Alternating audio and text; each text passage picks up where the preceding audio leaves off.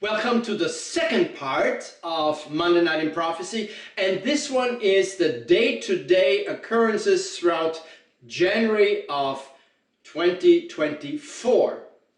And as we all know what's going on, especially we look to the Middle East.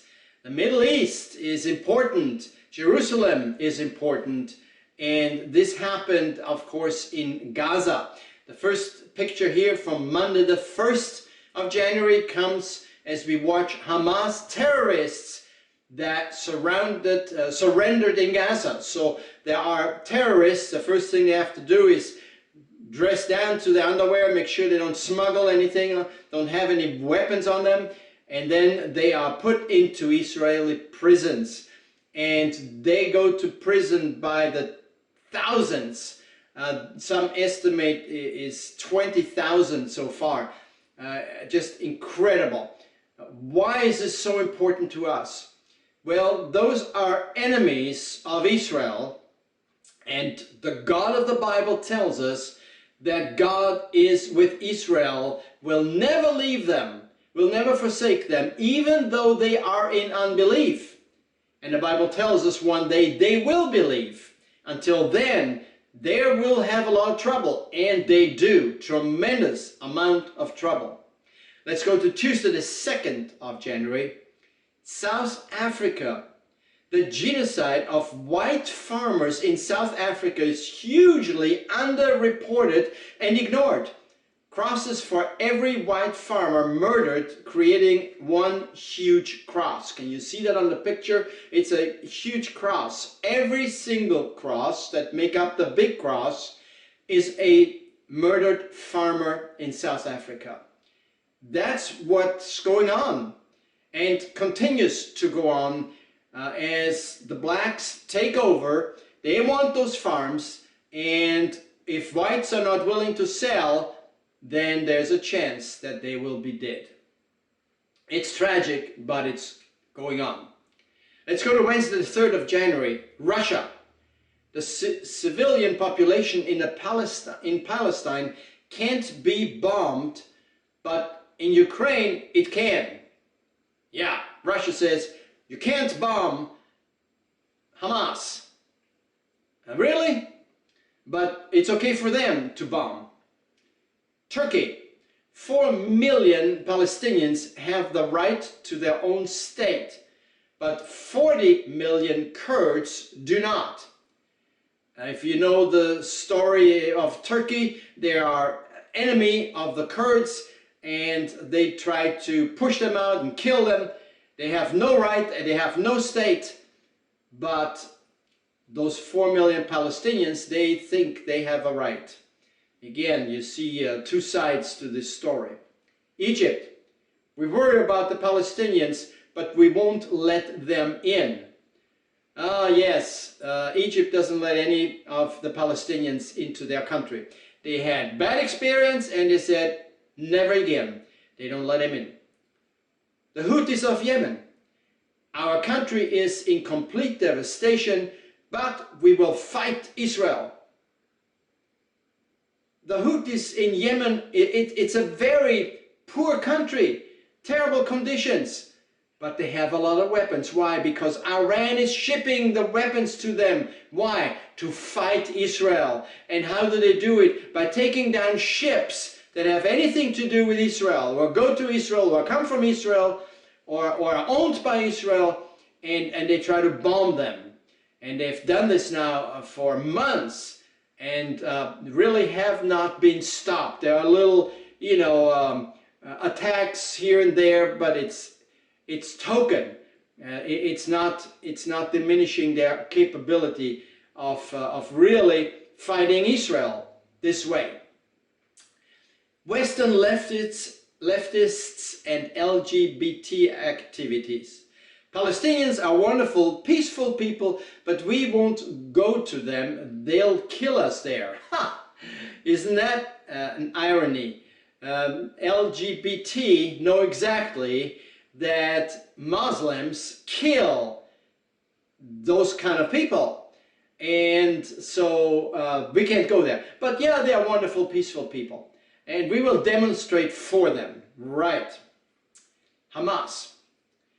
We should not take care of the residents of Gaza. Let the UN take care of them. Yes, the hypocrisy is overwhelming. Every single one of those items, every one of those countries and groups are just doing exactly the opposite of what they think or should do. Well, let's go on. Thursday the 4th of January. 7.4 magnitude earthquake and tsunami alert in Japan's west coast. That's huge, 7.4. There's a significant earthquake. Friday the 5th. Haters of Israel project the anti-Semitic inscription, "Zionism is racism," on the stadium of the New York Yankees in the Bronx tonight. Really? Zionism is racism? That the Jews want their own country? That they believe that God has given them the country of Israel? That's racism. Those are Jew haters. That's all it is. The Iranians, this is another report on the same day. The Iranians claim that there were 4 explosions. 2 bags containing powerful explosives were activated remotely. This is apparently a quality action by the opponents of the regime. The death toll in Iran rose to 211. ISIS takes responsibility for the killing.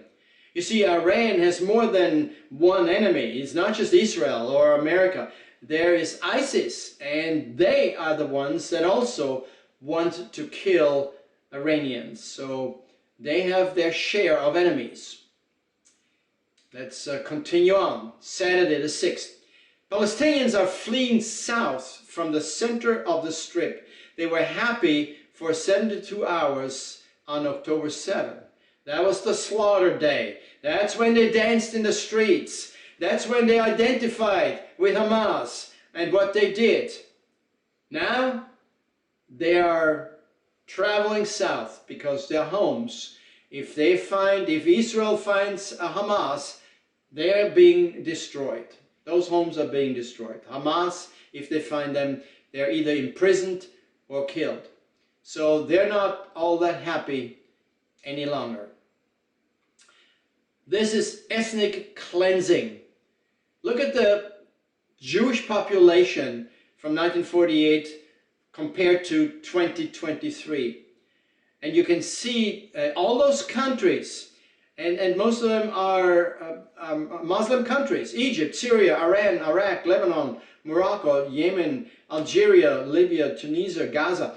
And you can see the Jewish population by the thousands. In fact, the highest one in Morocco, 265,000 Jews there. Today, 2,100. Other countries like Yemen, there's 1 Jew left. Really? In Libya, no Jew left. In Gaza, no Jew left. In Syria, no Jew left. They all are either dead or had to return. The Arab population in Israel, in comparison, back in 1948, the Arabs in Israel were 156,000, and today they are 2,100,000. They weren't kicked out. They weren't thrown out. In fact, the Arabs in Israel have full voting power, regular lives, just like the Israelis. Arabs in Gaza, 80,000 back in 48, today 2 million. And that's creating a lot of problems. Well, let's go on. We're coming to Sunday the 7th of January. Wasim al-Tawil, the senior officer who was killed this morning, with Qasem Soleimani, who was killed, with Ahmed Mayanya, Hezbollah chief of staff, who was killed, and with Hassan Nasrallah. So the Israelis are able to take out one by one of those murders. Those are mass murders. And of course, the Iranians are not very happy about that. Monday the 8th, one more terror mosque is down. What happened is that in Gaza, underneath the mosques, there are tunnels. And even inside the mosque, they have secret rooms filled with weapons. And when Israel, the soldiers get there and they find out what's going on, they say, this is not a place to honor Allah. This is a place to protect the Muslims, the Hamas people. And so it is destroyed one by one. Most of the mosques are just like that. Conquered, French Christians surrender. The Adhan, call to prayer, was sung inside the Church of the Holy Trinity in Paris. The Muslims made the declaration, Allah is the greatest. I bear witness that there is no other God but Allah. I bear witness that Muhammad is the messenger of Allah. Inside the Catholic Church in Paris called Holy Trinity. Why? Because their eyes are blinded. And they believe, oh, it's the same God. It is not. And the Muslims, their bottom line is to take over the world. And step by step, they're reaching their goal. Just look at Paris. Let's go on to Tuesday the 9th. Tragically, 9 IDF soldiers were killed and 8 were wounded in the 3 separate incidents during ground operation in Gaza. 6 of the deaths and most of the injuries results from the explosion while Israeli soldiers were operating close to a Hamas rocket factory, the largest of its kind discovered in central Gaza. That's where the rockets came from, and Israeli soldiers got killed. And that wasn't the only ones. There were a lot more that got killed later on in January, sadly. But that's war. And the good thing is that they are eradicating Hamas by the thousands. Wednesday the 10th, England. Muslims smashes a car in the window of a Jewish restaurant owner with a machete. In England. That's happening all over the place. If you were in England, you would see that basically the Muslims have taken over the country. They have allowed so many Muslims, 6 million of them, into the country, and they are not silent. They are very outspoken. And as a result, the things are changing all over Europe. Thursday the 11th of January, Christians in Nigeria are killed by the hundreds. I have a clip that I'd like to show you right now. Christmas holiday marking another deadly weekend in West Africa as Christians are practically being hunted for sport. And while the world looks the other way, Nigeria was marked the worst country in the world for Christian persecution last year, according to the International Christian Concern. Here to react, President of the Congress of Christian Leaders, Reverend John Moore. Reverend, thank you for joining us on this very important and very underreported story. So from my understanding of the stats, a Christian is killed every 2 hours in Nigeria. It's astounding. Why don't you just tell us what is going on? Why are Christians being hunted down and killed and kidnapped and their churches burned in Nigeria specifically? Well, first of all, it depends on who you ask. If you ask the Christian community in Nigeria, and this is the largest country in Africa, the biggest economy in Africa, a democracy nonetheless, that's basically 50% Christian, 50% Muslim. And every single Christian in the country will tell you they're being targeted because they're Christians. Right. And the unmentionable things are happening to women. Children are being killed in grotesque ways. Every church they can find is being burned down. Whole villages being burned down. it is basically 100 times worse than anything you've seen. In fact, the 140 people that were killed over Christmas, since that happened, over the last week, another 4 villages have been annihilated entirely.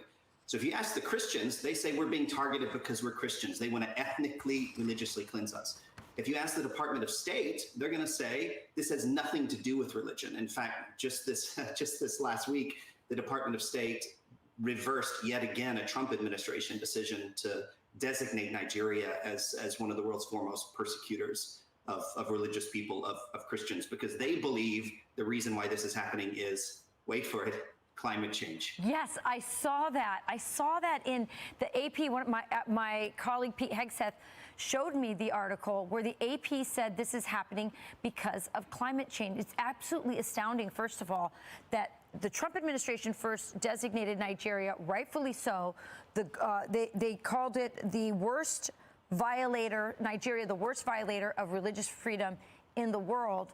And just as 140 Christians were massacred over Christmas, and we know 52,000 in Africa since 2009 have been killed, now the Biden administration just this month decides to reverse that, and now the media and the State Department are saying it's climate change.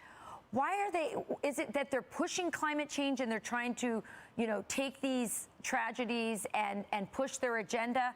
Or is there something else that they don't want to in any way implicate Muslims or somehow downplay the conditions?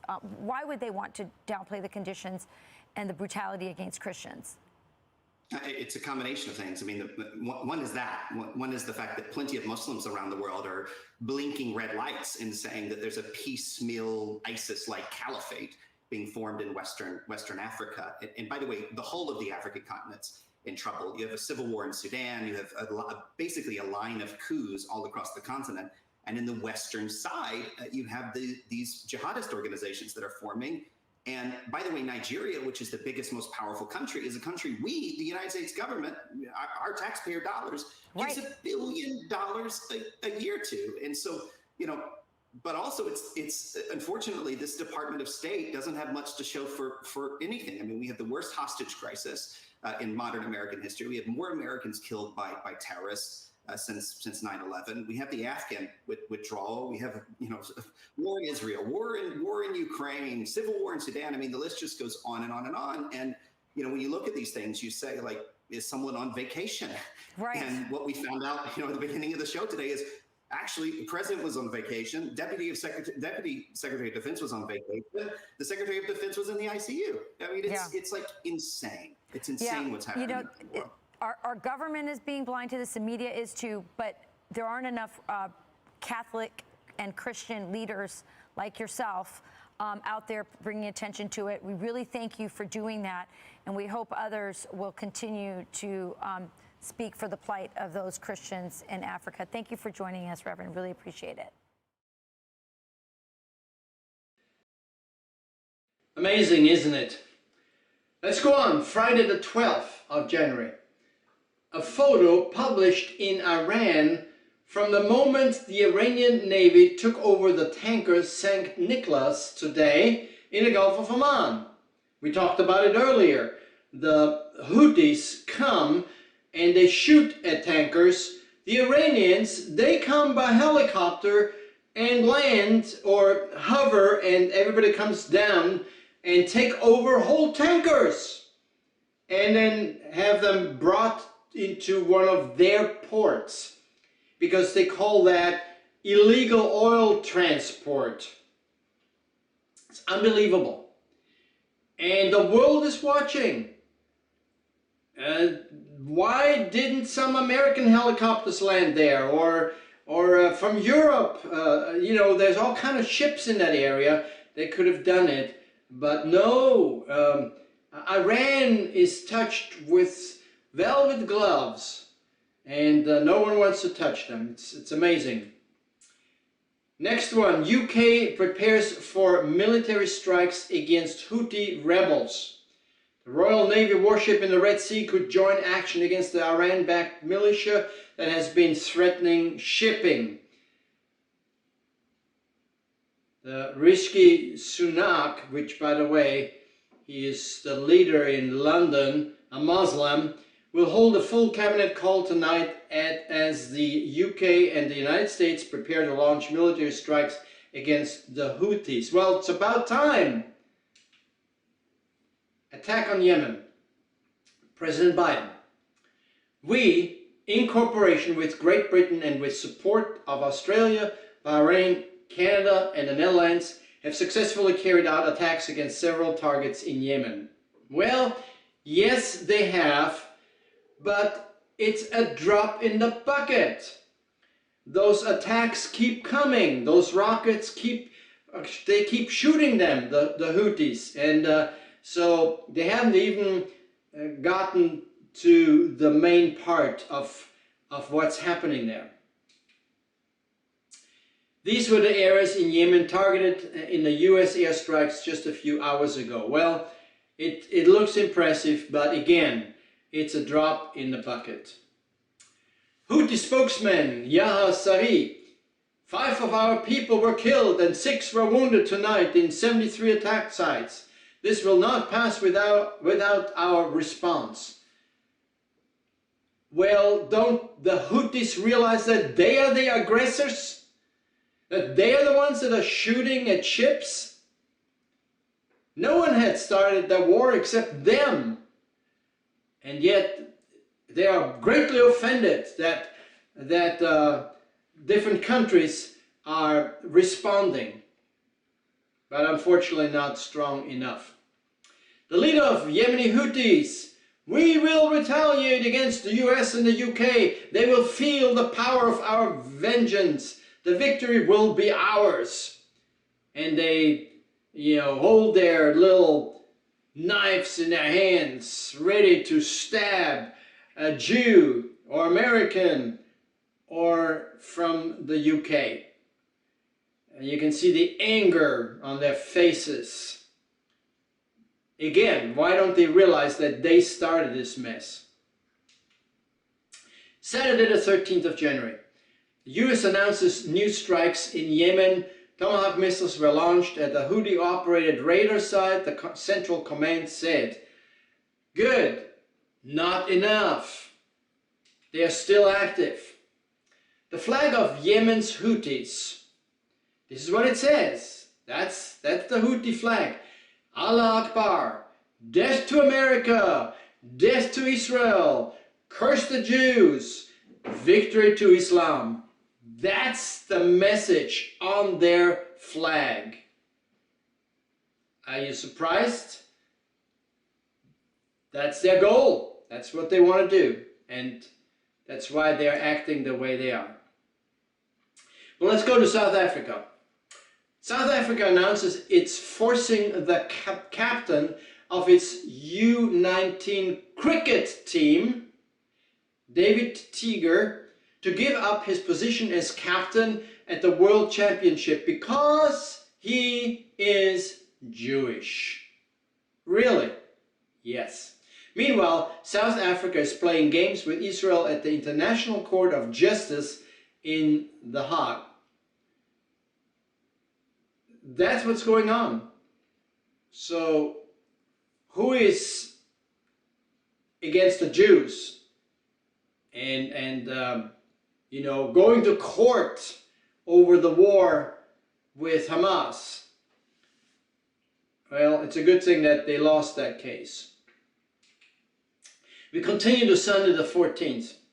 Israel has informed Egypt that it's going to launch an operation to take over the Philadelphia corridor very soon. This is the main oxygen pipe of Hamas from where weapons are smuggled into the Gaza Strip. So there is a strip that is next to Egypt. You can see it on the map in red. That's called the Philadelphia corridor. And Israel is about to take over that strip because that's where the stuff comes from. You see, there are secret tunnels from that strip into Egypt.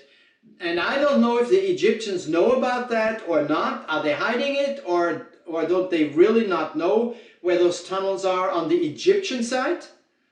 But the Israelis will try to find those entrances and stop all of that war material streaming into Gaza and for the Hamas to continue fighting.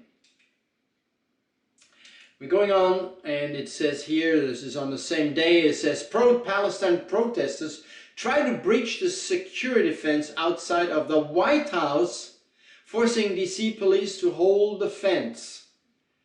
So here is a bunch of pro-Palestine protesters with their Palestine flags, and they are trying to break through into the White House area. Oh, but there were no arrests. Everything is fine. If Israelis would try something like that, it would be a major incident. Monday, 15th. CENTCOM announced that the Houthis launched a ballistic missile yesterday at the American warship USS Laboon, and an aircraft that was in the air successfully shot it down. Thank goodness. There were no casualties and no damage was caused. For the second time in the last day, an aerial attack on the targets of the Houthis in Yemen, but the US denies that they are involved. Interesting. Next one, London, Trafalgar Square. A large rally calling for the return of the abductees. Here too, as in Germany, the opponents of the Iranian regime can be seen standing by Israel. So there are actually people from Iran standing with Israel because they are the opponents of the Iranian regime. They hate what's going on in Iran. They left Iran, are now living in London and are with Israel and standing by their side. Interesting development, isn't it? Another catastrophe is unfolding in Iceland. I'd like you to go ahead and watch this short video. This was a worst-case scenario that's now unfolding in front of the world's eyes. A wave of molten rock is carving its way into what was a thriving fishing town. Grindavik's been evacuated again, but abandoned homes and businesses lie in the path of an overwhelming natural force. This, it appears, was the first house to fall. Well, this is a bit surreal to watch your family home just disappear. I'm still realizing what's happening. Trucks building defensive barriers against the lava suddenly found it surging towards them. Fiery liquid burst out into the open on Sunday morning. Another fissure then tore up through the earth. Today is a black day for Grindavik, and today is a black day for Iceland. But the sun will rise again. Together, we will deal with this shock, whatever may happen. We reported from Grindavik back in November, before eruptions began. People had to pack up their belongings as earthquakes ripped the town apart. This is now the second eruption on the Reykjanes Peninsula within a month and follows several others in recent years. Before that, this part of Iceland hadn't seen volcanic activity for 800 years. There was a period called the Reykjanes fires, and that's when multiple fissures just opened up on the peninsula kind of sporadically and did pretty much what we're seeing today. And then it went quiet for 800 years, and then it now seems since 2021 we've begun a sort of new volcanic era.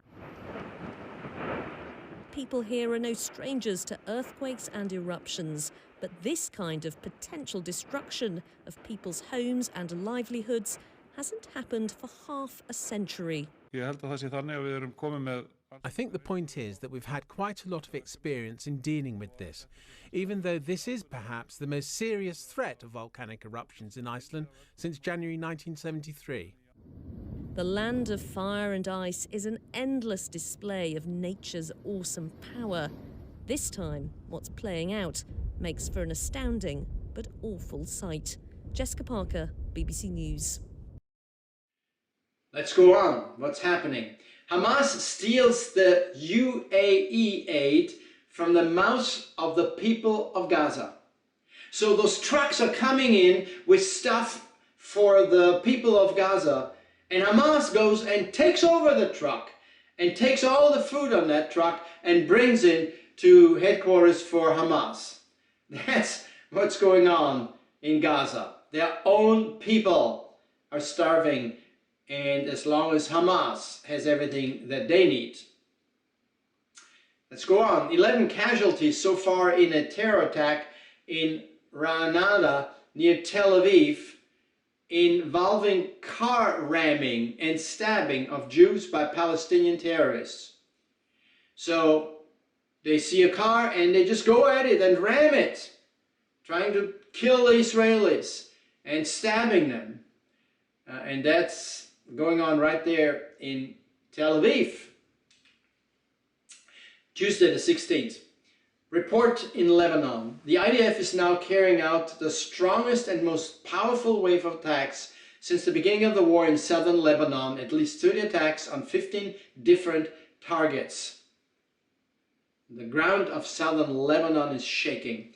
As you know, there is a second front. It is coming from Lebanon. That's where the Hamas, not Hamas, but the other, slipped my mind right now, it'll come back.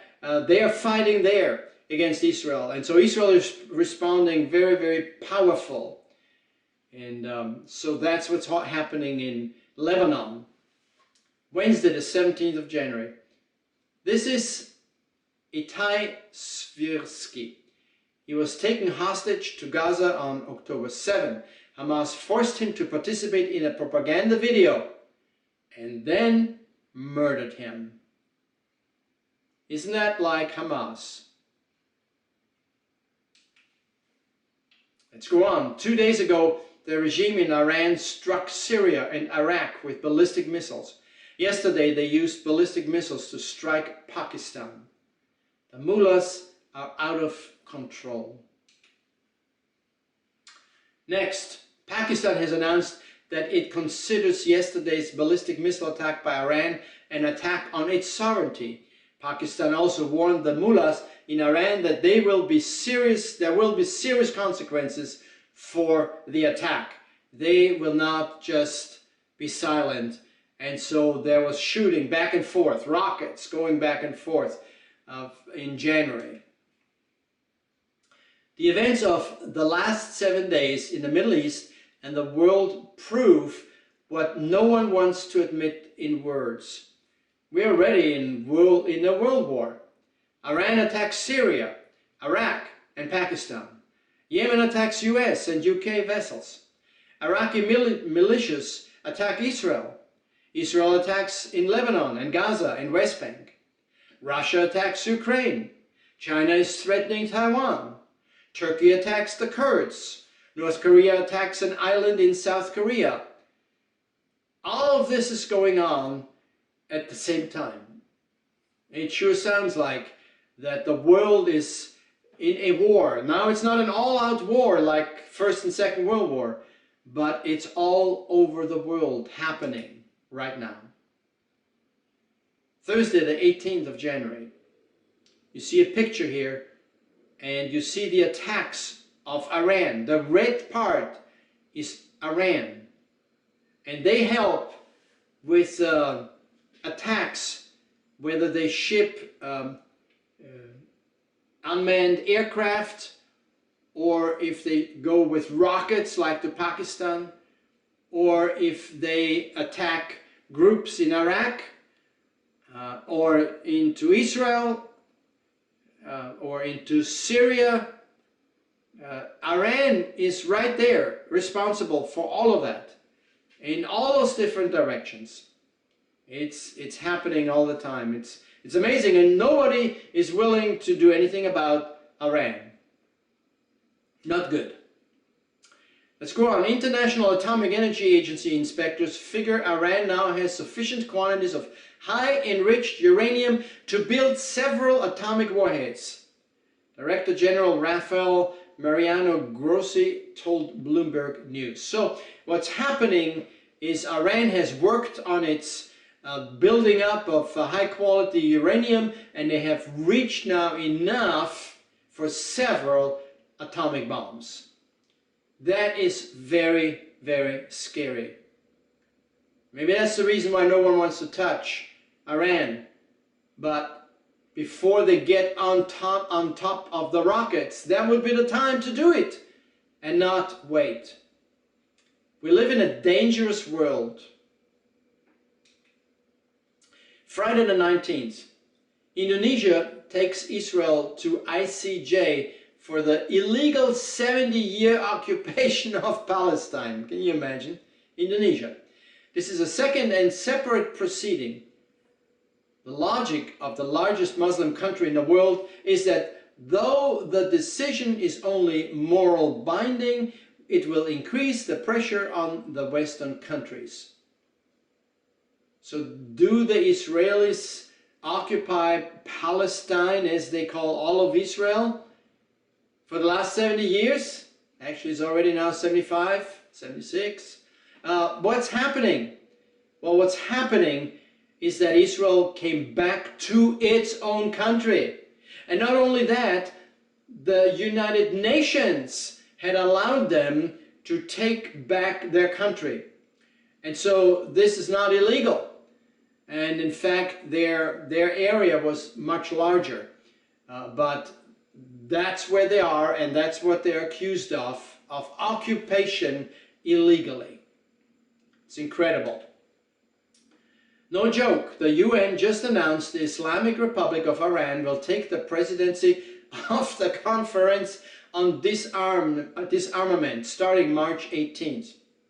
Having Ayatollah Khomeini preside over global nuclear weapons, disarmament is like putting a serial rapist in charge of a women's shelter. It's a joke. That's why Amir Tsarfati calls the UN the United Nothing, because it's just incredible what's coming out of there. To put Iran in charge of that? They're the greatest crooks, the leadership, not so much the people, but the leadership. Amazing. Let's go to Saturday the 20th.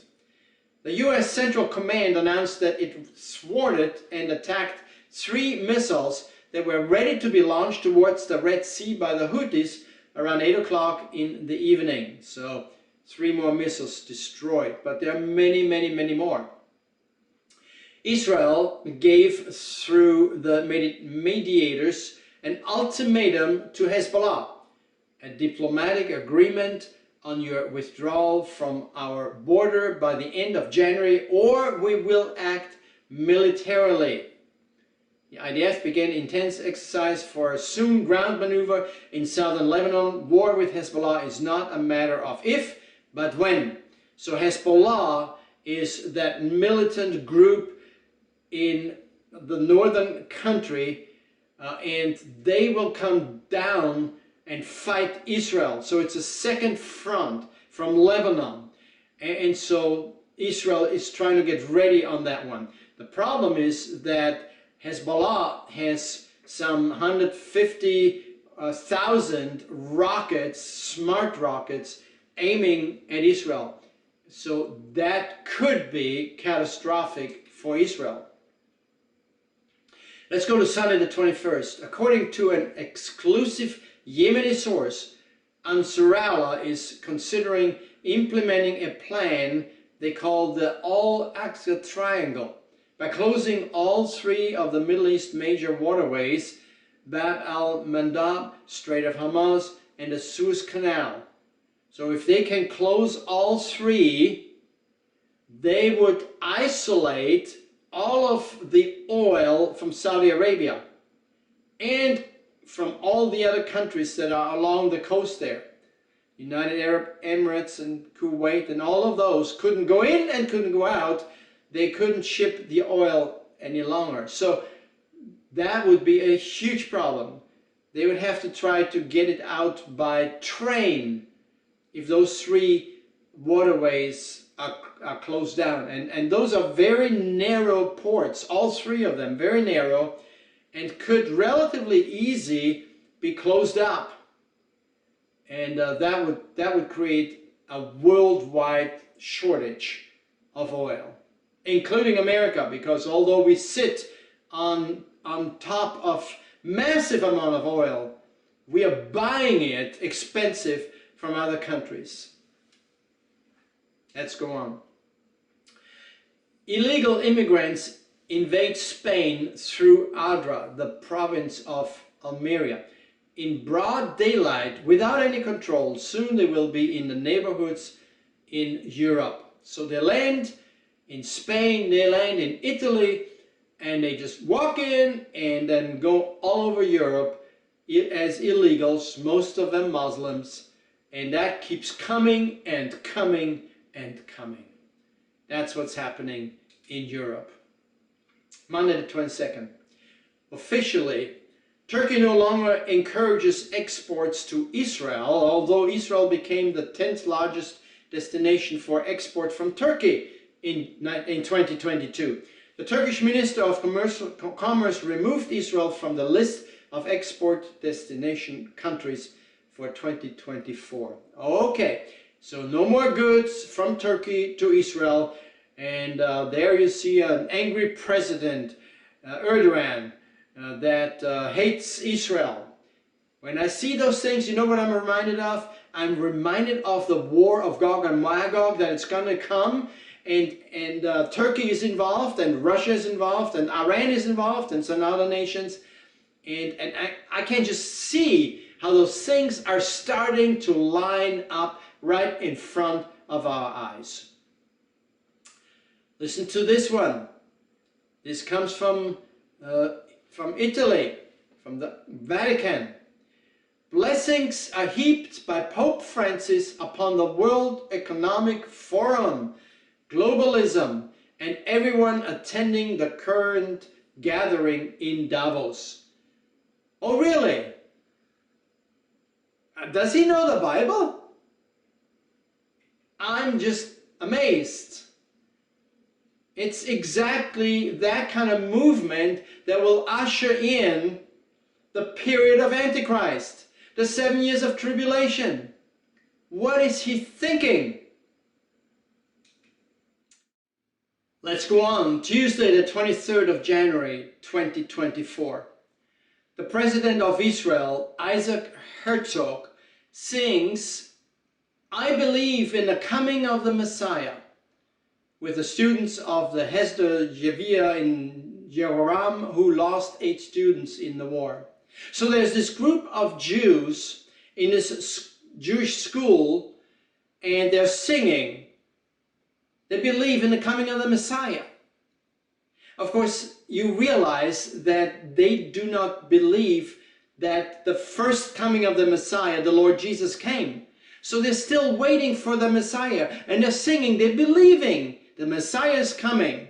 And so they sing, "I believe in the coming of the Messiah." And he will. It will be at the second coming, which they will think it's the first coming.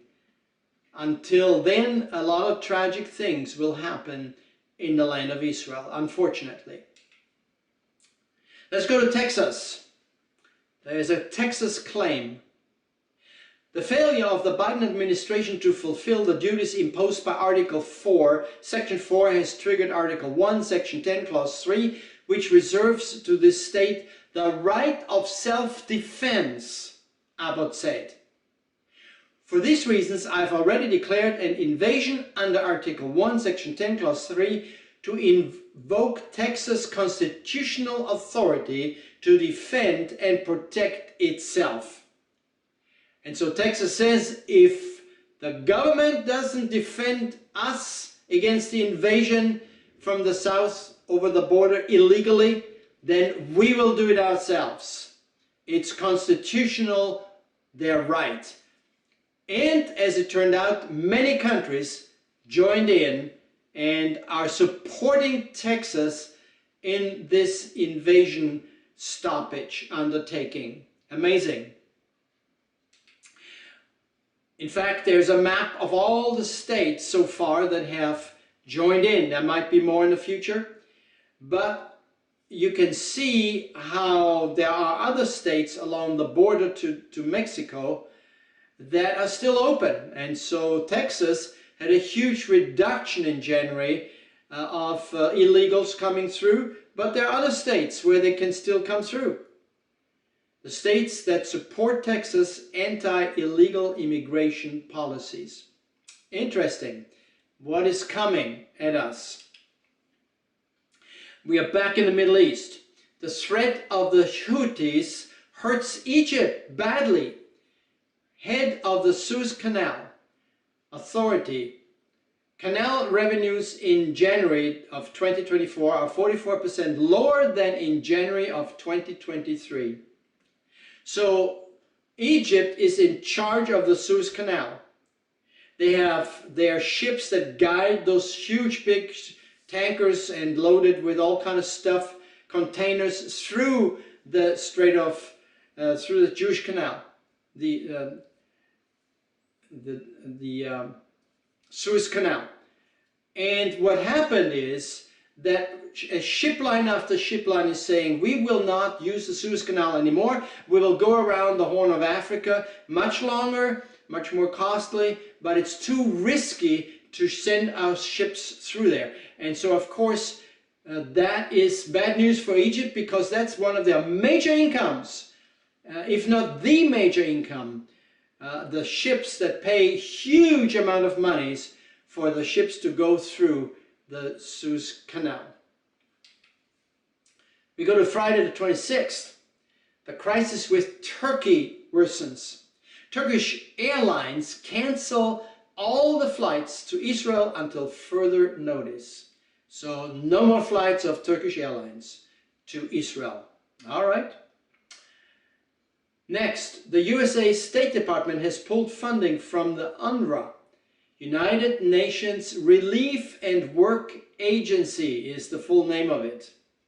Israel has provided direct evidence that UNRWA employees were actively participating in the 10/7 attacks. That's on top of many openly celebrating it. So they were celebrating the attacks openly. And many of the UNRWA workers encouraged them and gave them shelter and food and anything they need, had their weapons in their offices. And so the whole thing was just a cover-up for the work of Hamas. Now we go to Davos. A witch doctor at the World Economic Forum in Davos. So they start this big meetings all over the place in Davos, and instead of evoking God's presence, His blessings, they go where?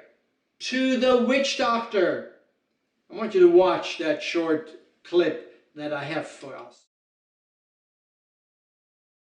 A tua irmã chaya no cambarro anuri, no camai, no camwaka, na anuri, no yuyuá, na warron chinã, vupan que tu chinã chaval aqui, chinã mukikirani, tsai chavai kirani, tsai mukikirani. Awama wananã, no maú no wai charai.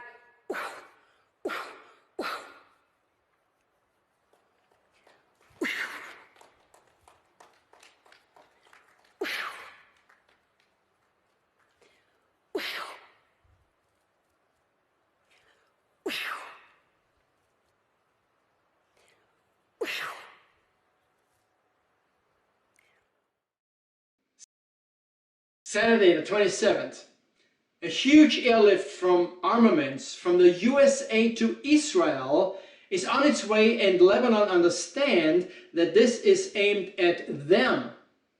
What's arriving? More F-35 aircrafts of the advanced type, 3rd Squadron for Israel, 25 F-15 fighter jets, 12 Apache helicopters, and tens of thousands of guns and heavy machine guns The payment is from the annual American aid, which always goes back to the Americans when buying their weapons. And so there's this huge amount of weaponry coming into Israel and Lebanon. Hezbollah knows it's going to be against them. It's going to be used against them because they are the ones that have 150,000 rockets aimed at Israel. And this will be a huge war, much greater than with Hamas. Many, many more Israelis will die in that confrontation than have with Hamas. And that is coming. Next, the Lebanese channel LBC reports an unnamed Arab country has provided intelligence to Hezbollah that Israel will launch a large-scale military operation in Lebanon. Arab reports thousands of infantry soldiers from the Golani Brigade who left Gaza arrived at the northern border. In addition, in recent days, hundreds of tanks have moved north. So when they go north, they go to the border of Lebanon, and they are getting ready for that war with Hezbollah, which is translated the party of Allah. They're in for a big surprise. We're going on to Sunday, the 28th of January. The Houthi missile strike on the British tanker Marlin Luanda.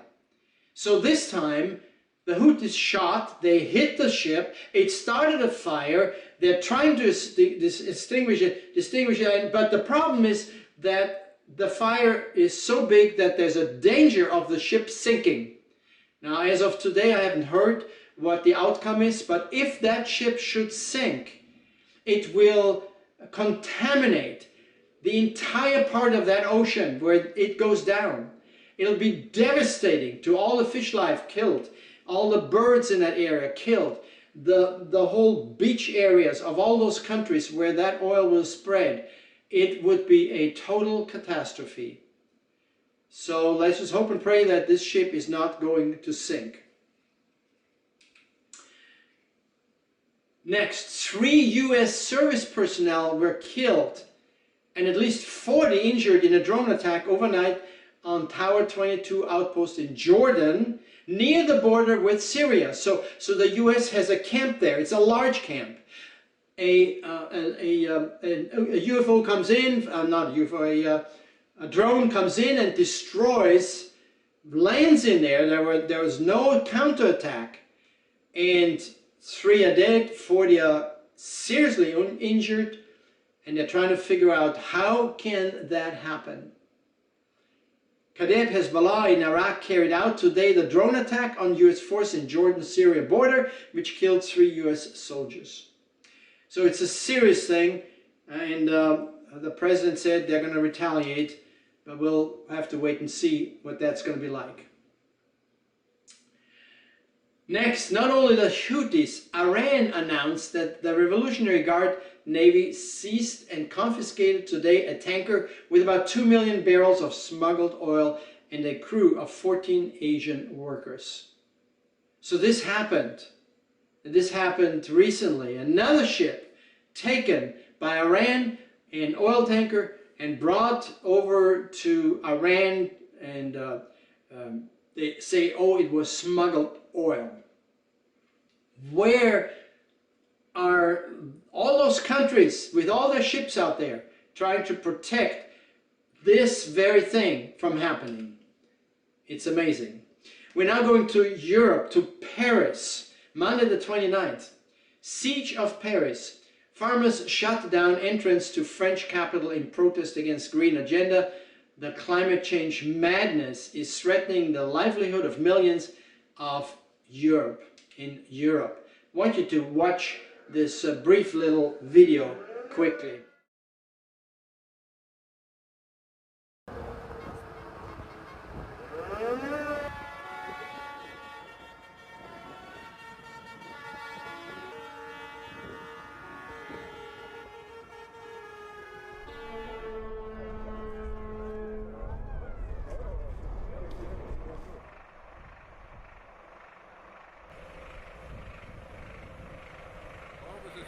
geht es um die Zukunft der deutschen Landwirtschaft. Ich bin Jahrgang 66, mein Sohn ist Jahrgang 2003, befindet sich aktuell in der landwirtschaftlichen Ausbildung. Und für ihn und für seine Kumpels bin ich heute hier und streiten dafür, dass wir auch in Zukunft noch eine deutsche Landwirtschaft haben und nicht, dass wir alles irgendwie aus den nächsten EU-Ländern oder aus Südeuropa oder Südafrika, Südamerika nach hierher importieren müssen.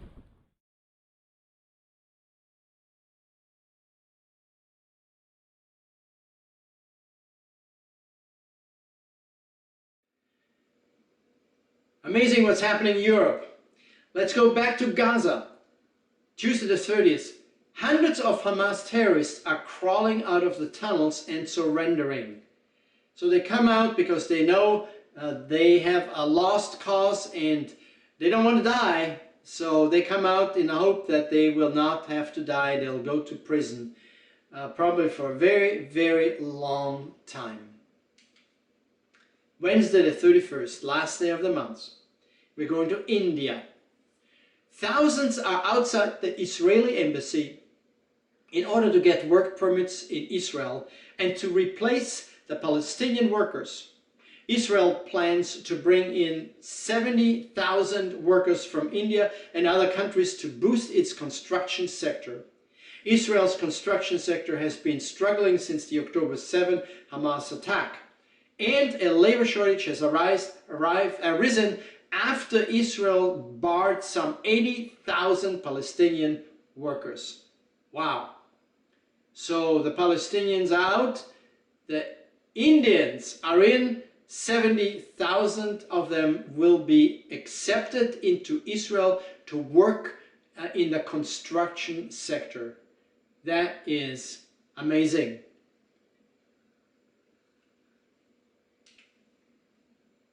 Next, on that very last day of the month, the United States appeases Iran, gives in to its threats and exerts as the Iranians demand increasing pressure on Israel. We should finally internalize this. The policy of the United States in the Middle East is the appeasement of Iran. It is ready to sacrifice our vital interests on the altar of continuing this policy. It won't help to close your eyes to what's going on. And so in the Middle East, there is this huge problem, Iran. And everybody gives in to Iran. And Iran keeps putting more and more pressure on Israel and other countries. And we need to realize what is going on. And we are sacrificing our vital interests so that Iran can do their thing. And one of the things that they do is develop the atomic bomb. And then it's going to be much, much worse, because then they have that pressure method. What's going to happen? Well, what's going to happen is the Lord is coming back. That's what's going to happen. I want to close with a few verses. One in Zechariah 12, verse 2 and 3. And it says there, I'm going to make Jerusalem a cup that sends all the surrounding peoples reeling. Judah will be besieged as well as Jerusalem. On that day, when all the nations of the earth are gathered against her, I will make Jerusalem an immovable rock for all the nations. And so this is going to happen.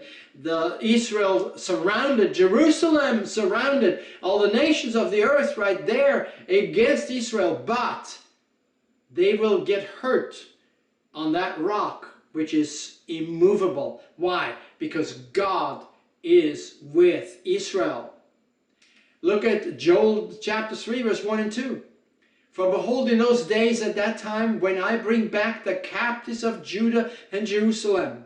That's going on right now, right? That started in 1948, or even actually earlier. They're coming back, and they're flooding back ever since this Hamas thing happened. They're flooding much more.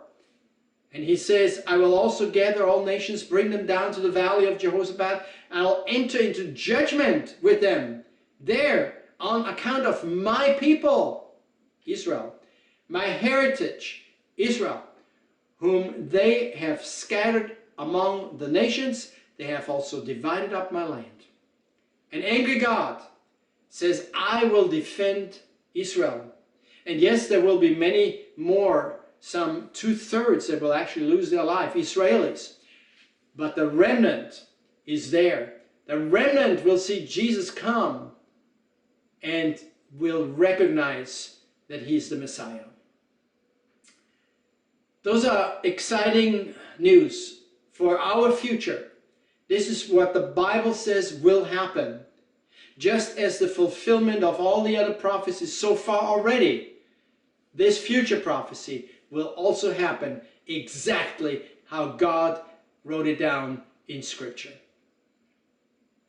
And that's our blessed hope, because we know as believers that Jesus will pick us up and be with him forevermore. So praise the Lord. That's the good news for us to know. We're not alone. We are there when Christ comes back to be picked up from this world in a split second in the rapture. And we are out of here.